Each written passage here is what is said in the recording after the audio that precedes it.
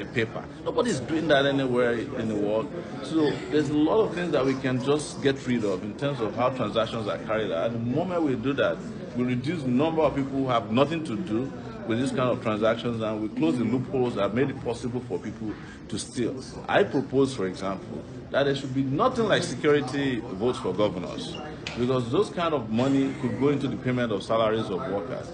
If there are security challenges in a state, let the governors pay directly into, an account for which that security issue is managed. If it's to the police, let's know the amount of money. Let it be transparent.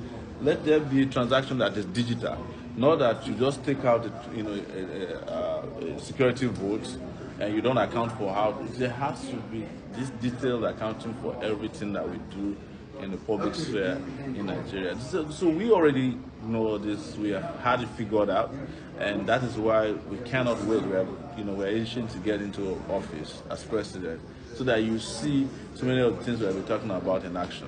Very simple. You'll be surprised how we can turn this country around within a few months.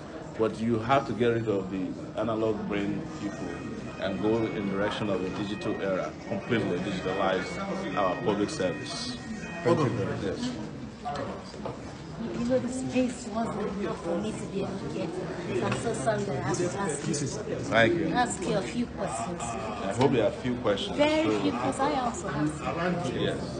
Okay. I like the fact that you talked about just now that we want to digitalize our systems so that we can easily trace fraud. Yes. So I'm going to ask you again to talk about the need for digitalization. So, here we go. Can we go? Yeah, we know you, but it's good to tell the camera so another reporter will know you when I'm not there. Yeah, so my name is Sowore. I'm a presidential candidate of the African Action Congress, and I'm running to become president of Nigeria next year.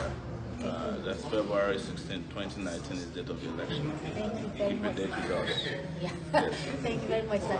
So I'm thinking about digitalization, how effective that would be in checking corruption in Nigeria. It's when you say digitalization, a lot of people think that it's calculators. No, there's a lot of technologies out there, including blockchain technology, that can be used to carry out a lot of transactions that are happening now in government in longhand. By doing it, you reduce the amount of time that is spent carrying out transactions that could be done in seconds, which takes sometimes days. And we've said that these are important in the area of contracting or our contract system.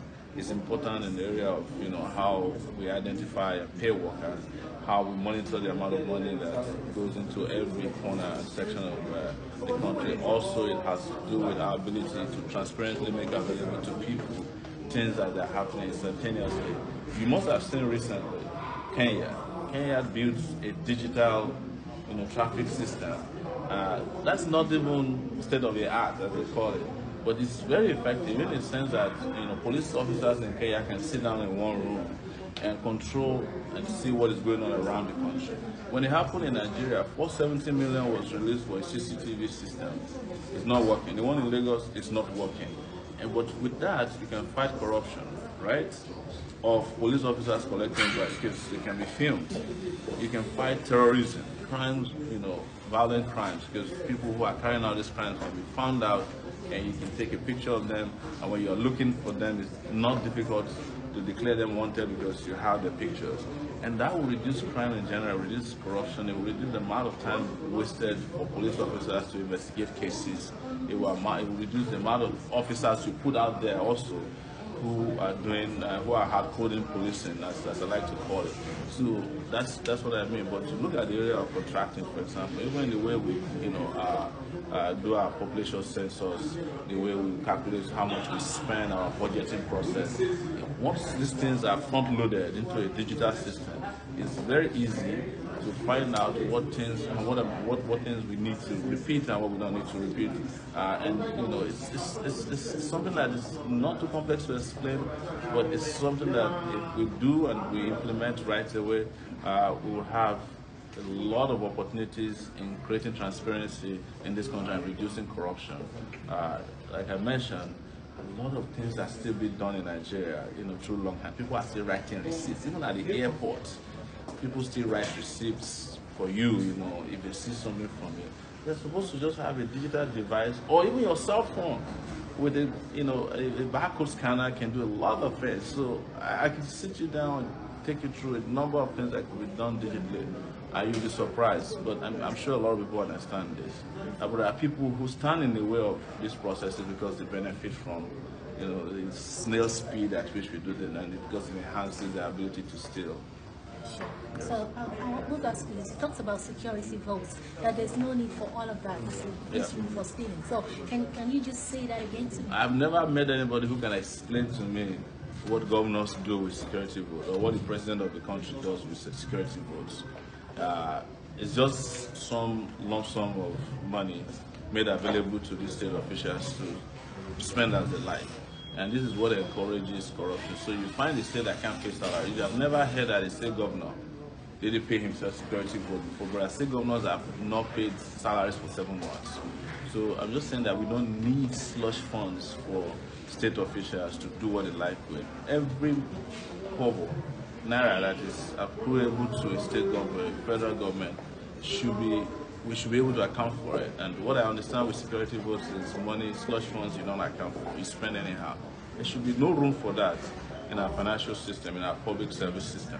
Finally, sir, sorry for your time. You talked about Halliburton and how, we could have done better with So in the case of Halliburton, go and check how much the US made.